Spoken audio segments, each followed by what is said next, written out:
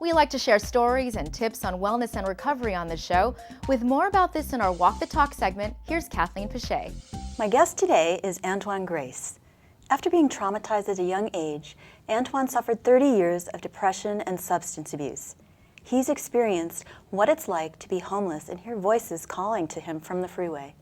He's been in and out of prison for drug-related crimes, but his turning point finally came 3 years ago when he'd been 10 months sober and received a diagnosis for major depression and anxiety disorders. His road to recovery started at a residential program and continued when he became a peer counselor at the Client Run Center at San Fernando Valley Community Mental Health Center, Inc., where the motto is moving lives forward. Welcome, Antoine. It's great to have you here today. Thank you for having me. After living on the street and abusing drugs for so many years, what was your bottom? What was a point where you said, this really has to stop? Well, I believe when I went to prison the last time and I wanted to know what was wrong with me. I just, in and out of prison and being very, very dysfunctional, I wanted to know what was wrong with me, and I wanted to find out. So I spoke to a psychiatrist while I was in prison. My diagnosis was depression and major and anxiety. Had for years, from like age 18, always felt kind of different, and I didn't know what it was, So speaking to the psychiatrist, I learned a lot about myself and was able to move forward from there. It was talk therapy and then medication. So from the residential program, you moved on to San Fernando Valley, Inc., and then you found the Client Run Center. And how has that affected your recovery? Well, it's actually given me an opportunity to, through the peer counseling program, to know myself, to get to know myself and deal with a lot of the problems that I had been hiding for so long by using drugs and self-medicating and so forth. Cornerstone, which is one of San Fernando Valley Community Mental Health programs, one of their 38 programs that they do have, was very instrumental in moving my life forward. They gave me a safe place to live. They helped me with my clothing and all of my basic needs. And Right. From there, I went on to the Client Run Center, where I took the peer counseling program. And the program there was quite instrumental in building my self-confidence and giving me a place in life, it seems. So after all those years, what did you find out about yourself?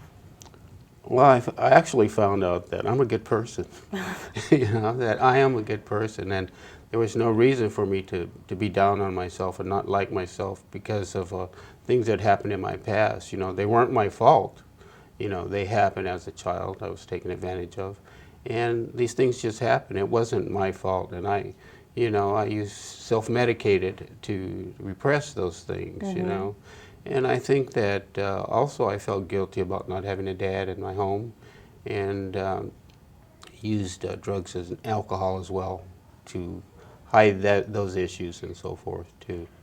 Right. I think you're a good example of it's never too late to get help because Absolutely. of all the years. And look at you now. You look great. And there is a job center, Yes, right? it is. Tell me about that at the CRC. Yeah, I'd like to say, yeah, you're right. It's never too late. I'm 61 years old now, and I had given up on myself a while back. But like I said, the center gave me that get up and go. And at the center, they have what they call a job bank, which when you graduate from the peer counseling, you go into the job bank, and it teaches you skills, job skills. Coming to work on time, how you perform with other employees and so forth. What do you think is the most important thing for you about recovery? Well, actually, the most important thing for me was finally getting a diagnosis and understanding why I was the way I was. Because prior to that, not understanding why I was self-medicating, why I felt so bad about myself. I mean, I had even tried suicide at one time, and it was all because of repressed feelings, And once I was able to understand those things and bring them to the forefront, then I felt good about myself at that point. You could really come up with a plan and Yes, follow that. absolutely. Yeah, yeah. And how important is it for you or people in recovery to help other people? Absolutely, absolutely. It's, you know, that's my main goal, is to help other people in recovery that have similar diagnosis or drug abuse problems. I'm actually going to college now to be a Great. substance abuse counselor, and work with people with mental health, because, you know, being in that peer class has taught me, you know, that if I can relate to maybe just one person, that, you know, your life is worthwhile, you have value in your life, then my life is worthwhile too. Definitely. Well, I'm so glad you came today, and I'm so glad you were able to talk about this with us. Thank you for being on Walk the Talk. Thank you very much for having me.